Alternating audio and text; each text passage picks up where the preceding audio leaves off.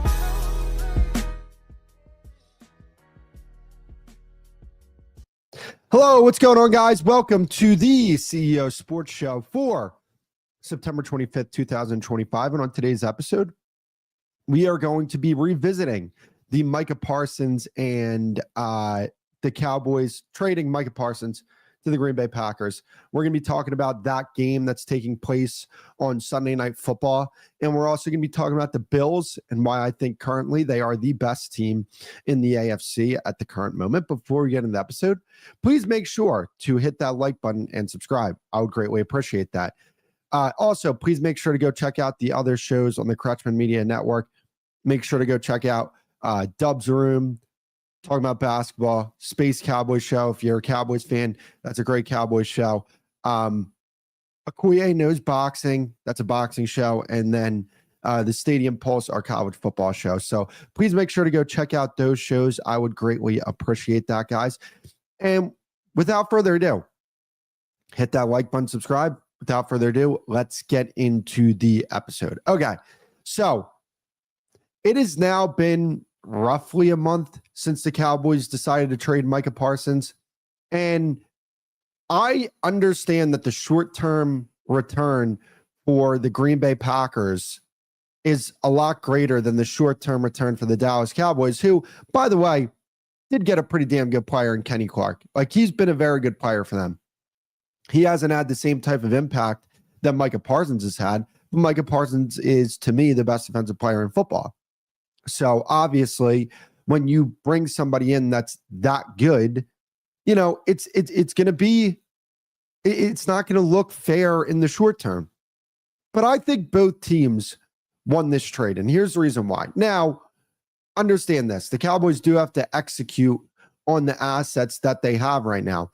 But when you look at the Cowboys and the Packers, the Cowboys have top end talent. They have a legitimate star, top of their position player at a few positions here, right?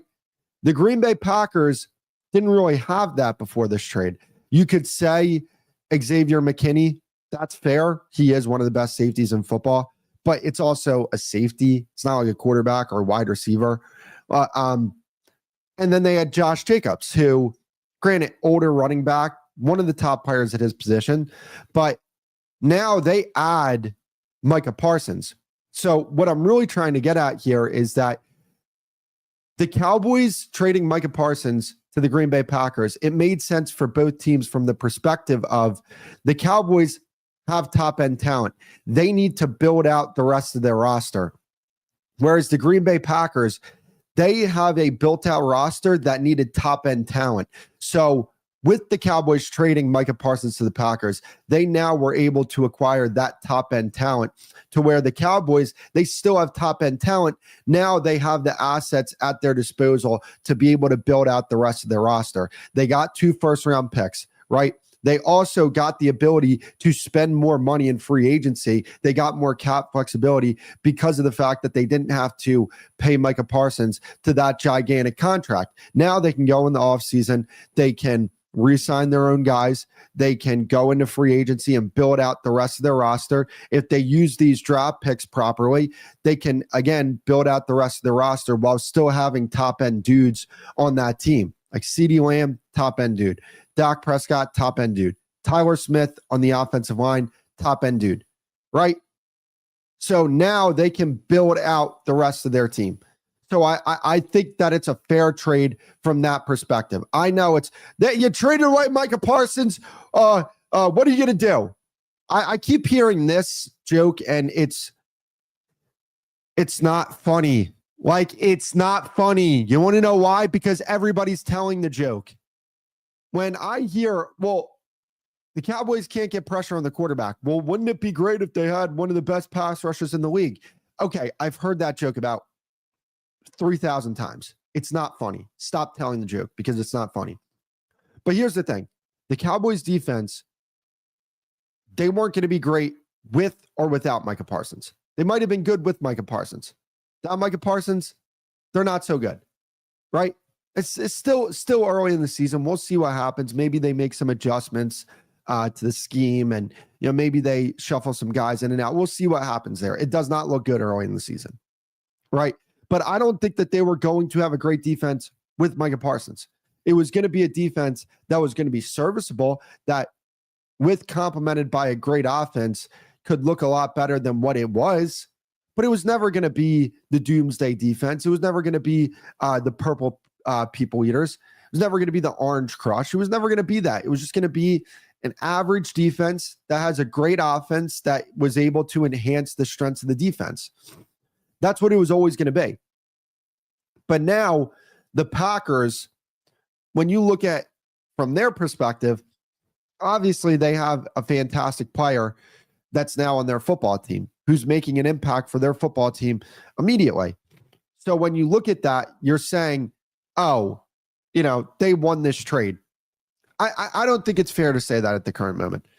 You have to see, first off, if Green Bay doesn't win a Super Bowl, was this trade worth it? Was it worth it to trade for Micah Parsons if they don't win a Super Bowl? If they don't make a conference championship game, was it worth it? Because I think you could look at the Cowboys and say, hey, that experiment ran its course. You saw what it was like. You need to build out your defense and add more players to your defense compared to having a top-end guy and just a bunch of average players around you. Because I think it's just not sustainable. Because great teams can take one player out of a game. They can take one player out of a game. They can't take an entire defense out of a game. And I think that's where the Cowboys were looking at this and saying, okay, we have seen in the playoffs teams be able to take Micah Parsons out of the game. He was still able to have some bit of impact, but this is why I kind of laugh at those jokes where people are like, oh, wouldn't it be great if they had an elite pass rusher? Well, like Micah Parsons was on the field against the Green Bay Packers, and they had one of the most embarrassing defensive performances that we've seen from an NFL team in the history of the league, right? So, like, that's where I think the Cowboys looked at this and said, hey, with Micah Parsons on the field, we still weren't a great defense.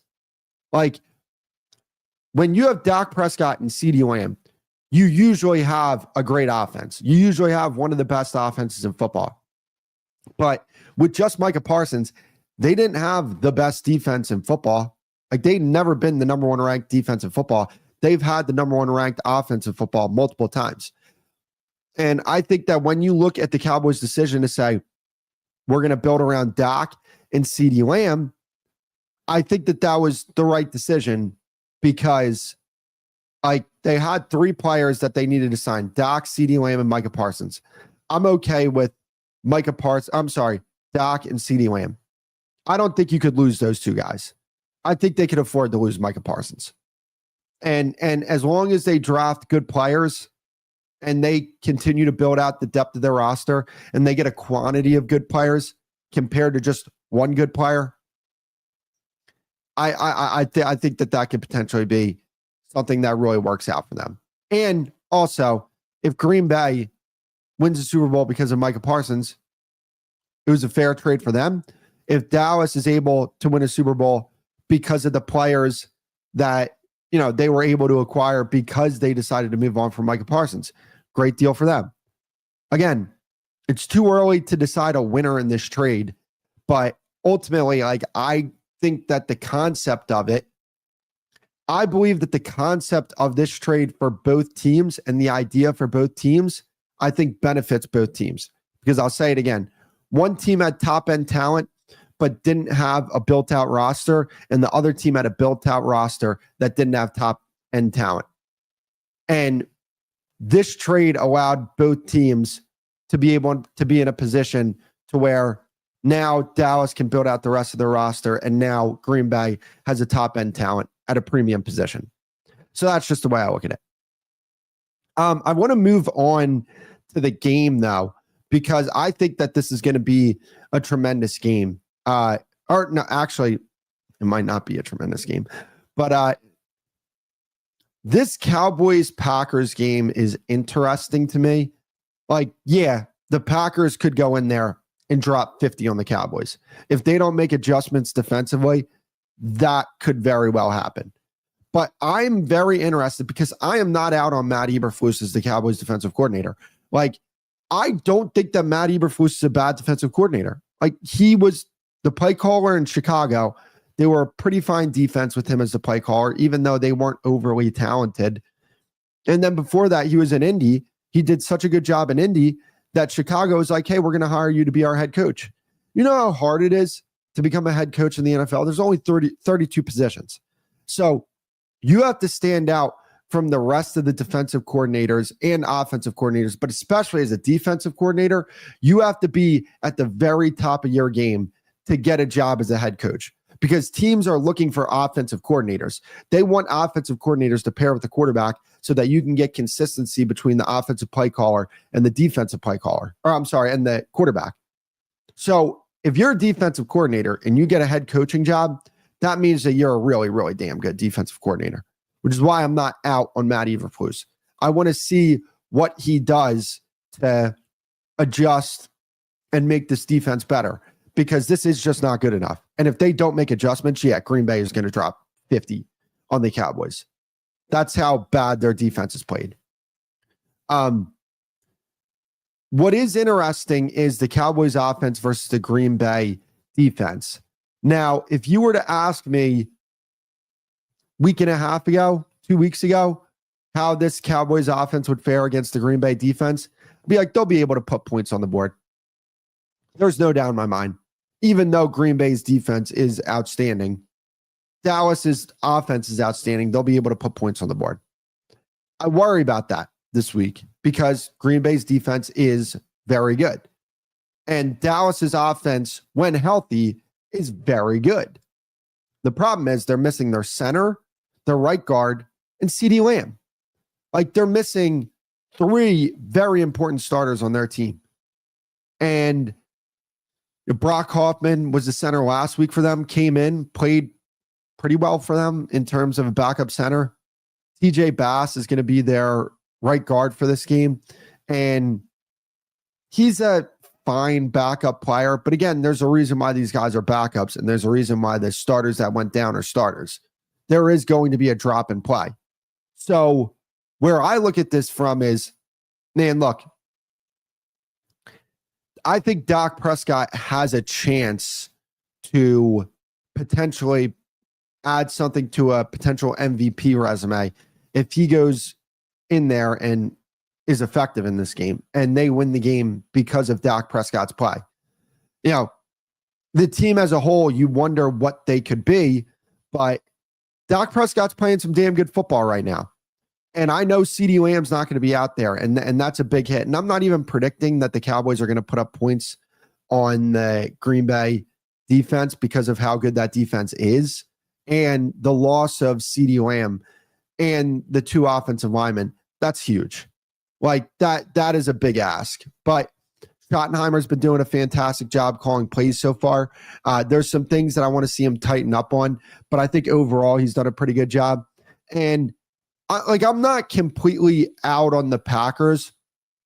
Before this week, I wasn't 100% sold on them, but I'm not out on the Packers after this Cleveland loss. Like, Cleveland is going to be a pain in the butt for teams to play because of the fact that that defense is as good as it is. So, you know, I'm not out on Green Bay as potential Super Bowl contenders, but I was never really sold on them as Super Bowl contenders. I don't trust Jordan Love. And we saw that in this past game. If you get pressure on Jordan Love, he turns into a different quarterback. And that's going to be the point of emphasis. If I'm Matt Eberflus, if I'm the Cowboys defensive staff, I'm saying whatever we need to do to get pressure on Jordan Love, we need to find ways. If that means being compromised on the back end, so be it. Because what we've seen from Jordan Love is he struggles with pressure. So whatever way you need to get pressure on Jordan Love, you need to find ways to do it. And you just got to ask your offense, hey, you guys need to put up points because this might be a bad game for us. And that's where I look at this and say the Cowboys offense, it's going to be tough for them this year because Brian Schottenheimer wants to have a certain structure to his offense. But because the defense is so bad, it doesn't allow them to play within the structure that they want to play in. And when you look at Green Bay, their offense schematically is so difficult to deal with because even though I'm not a big Jordan Love fan, he can still get the ball anywhere it needs to be on the field. And that's what makes him dangerous. That's what makes the Green Bay Packers dangerous. And the receivers that they have, yeah, they're not great, but you know, they fill purposes, right? They have like a basketball team full of receivers. They have so many options there. And they have the two tight ends. They do a lot of fun things offensively. They can, you know, it's been a little bit of a struggle running the ball for them so far this year, but they've shown potential in the past to run the football. Matt LaFleur is a very smart defensive coordinator. I hold him in very high regard. And I think that overall, this Green Bay team, I think that they're going to win this game. Me personally, I have the Green Bay Packers winning. And even if the Green Bay Packers win, I don't think that the season is over for Dallas, right? Like the next two games that they have, I think are the Jets and the Panthers.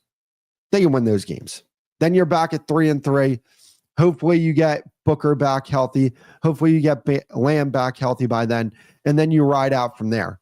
Because that's when the schedule starts to become a little more tough for them. And them losing that game on Sunday, that was rough. Like they needed to win that game. Because like when I look at the Cowboys schedule, Packers game, that's going to be a tough ask for them to win, but they can win the next two, Jets, Panthers. I even think they can beat the Commanders, especially like if they have CeeDee Lamb and Tyler Booker for that game. Yeah, they can win that game. Broncos, that's going to be tough, but like Cardinals, they're nothing. The Raiders, they can beat them. Eagles, we've seen in the past, hey, they can compete with them. So I'm not 100% out on the Cowboys, but they need to make some changes defensively because what they're doing defensively is just not good enough. It's just not good enough. And I hope for their sake that they make those changes defensively because if they don't, it's going to be tough for them. So that game, I'll give you a prediction for that game. I think that the Packers are I think they're going to put points on the board, but I think Dallas is going to put points on the board. I think the Packers win 34-24. I think that Dallas will make some adjustments, and that's why, you know, maybe you're not going to see Green Bay be as effective as like the New York Giants were in week 2. Like I think Dallas will make adjustments, but I think that at the end of the day, it's more than just a schematics problem. It's a personnel problem with the Cowboys defense. Their personnel is not good enough. And because of that, it's going to be a problem for them. So, please make sure to hit that like button, subscribe, guys. I would greatly appreciate that. Make sure to check out the other shows on the Kretschman Media Network. Okoye Knows Boxing, the Stadium Pulse, Dubs Room, and the Space Cowboy Show. Please make sure to go check them out. I would greatly appreciate that. And yeah, we're going to get into our last topic here. I want to talk about the Buffalo Bills. I believe that the Buffalo Bills are the best team in the AFC. When you look at what their roster is, it's not a great roster outside of Josh Allen. Like when I bring up the weapons, you're talking about Keon Coleman, Khalil Shakir, Trey Palmer, Dalton Kincaid. It's not a great cast of weapons. And I don't think that if this thing doesn't turn out the way Buffalo wants it to turn out, that you could say, well, look at the weapons that they have. But I think that with Josh Allen and how good he is and how much he elevates his teammates and just the fact that he's the best player in the NFL, I think it's enough for the Buffalo Bills. Like we saw Patrick Mahomes win with lesser weapons, right? Now you could say, hey, Patrick Mahomes had a better defense, and that's fair. I don't think that that's a bad take at all. I don't think that's a bad opinion. But what I'm saying is the Bills, to me, they can make the AFC Championship game easy. And to be honest with you, I'm not taking a single team in the AFC over the Bills. What I saw from the Baltimore Ravens on Monday is very worrisome. The fact that they blew that lead week 1 against the Buffalo Bills, that to me is very concerning. Because, like, look, I think that this Bills team is going to continue to get better and better and better and better. And these young players that they have, I think Keon Coleman's going to continue to get better. I think the offensive line, the defense, it's going to continue to get better. So they had Buffalo where they wanted them, and they couldn't capitalize.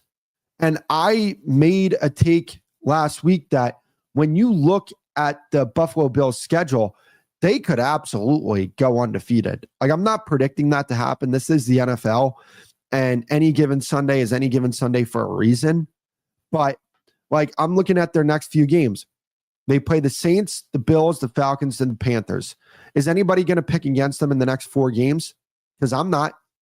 Then they play the Chiefs in Buffalo. I think that they win that game. Then you have the Dolphins, the Buccaneers, the Texans, the Steelers, the Bengals, the Patriots, the Browns. Like, at worst, you see 2 losses in those games at worst. And then you have the Eagles and the Jets. Like, I don't see this team losing any more than 2 games this year. Like, that's how weak their schedule is. But not only how weak their schedule is, that's how good of a team they are. But I think they have an average to above average roster outside of Josh Allen.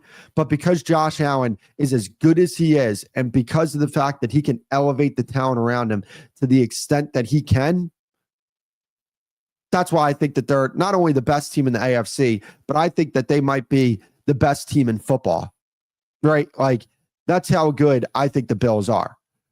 It was a little bit of a struggle last week against the Miami Dolphins. But the thing I would say to that is that, like, it's a Thursday night game. Things happen on Thursday night games. You know, you see this a lot on Thursday night games where it's like a team that is clearly better than the other one.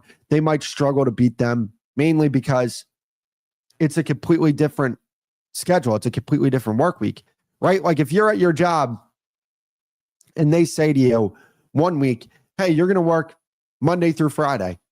Sweet. And then the next week, they're like, hey, I'm sorry, this is a better example. Hey, you're going to work Tuesday through Saturday this week.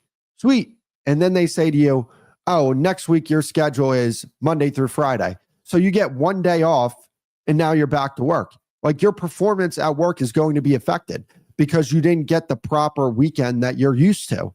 And that's what happens on these Thursday night games. So I didn't look at the Bills struggling with the Dolphins a little bit last week and say, oh, you know, this shows that maybe the Bills aren't as good as people. No, that's nonsense. That's silliness. The Bills are like, they beat the Ravens week 1. Granted, like, the Ravens are now 1-2. So how good of a football team are they? But I think that might be a little overplayed. I think the Ravens are still a really damn good football team. They put 41 points on them, and they had that massive comeback. So, yeah, I think that when you look at the rest of the AFC, who are you going to take over the Chiefs? Or, I'm sorry, the Bills. Are you going to take the Chiefs? Like, I understand why Bills fans would say, hey, I'm not willing to say that we're going to beat the Chiefs automatically. I hear that. I understand that. You're traumatized from losing to that team. But as somebody who is not a Bills fan, I'm going to look at that and say, I think the Bills are just a better team. And not only that, they have the advantage at quarterback because I believe Josh Allen's better than Patrick Mahomes right now. The Ravens, I mean, they gave them a good test week 1, but Josh Allen, Lamar in the playoffs. I trust Josh Allen more in those spots. And then you get to the rest of the bunch, like the Chargers. They've been impressive so far, but I don't think they're going to beat the Bills. Like, who else is there? The Broncos, the Colts. I just don't think there's a team in the AFC. Like, I think they're going to not only cakewalk to the number one seed in the conference, they're going to cakewalk to the AFC Championship game, and they may play Baltimore, a team that they're probably better than in Buffalo, and they're going to beat them, and they're going to go to the Super Bowl. And they're going to play whoever they play. They're going to play either Detroit or Philly or LA or one of these teams. But I mean, I don't feel confident, even on the NFC side of things, picking one of those teams to beat the Buffalo Bills. Like, if the Eagles played the Bills, who are you going to take? Because I'm taking the Bills in that game because of Josh Allen. I mean, like, we saw Dak Prescott, who is a outstanding quarterback, but he's not Josh Allen, be able to carve up that defense. Even Matthew Stafford left a lot of throws on the field, and they can run the ball. The Eagles struggle with some run defense. Like, the Lions, that I think is a tough test for them. That is a very tough test for them because of the fact that I think that the Lions defense is outstanding this year. People just haven't really seen it yet. And I think their offense is effective enough to where they could put points on the board and make it difficult for Buffalo. But like, I see Buffalo walking through the AFC. Like, I know Bills fans are superstitious and they're going to look at this and say, don't hype us up. Like, I'm sorry. Like, here's my thing when it comes to the Buffalo Bills. I don't think it's hyping them up to say that they're the best team in the conference. And it's like clear that they're the best team in the conference. It's not hyping them up. It's not being too early to say they're probably going to make the Super Bowl. What team are you going to take over them?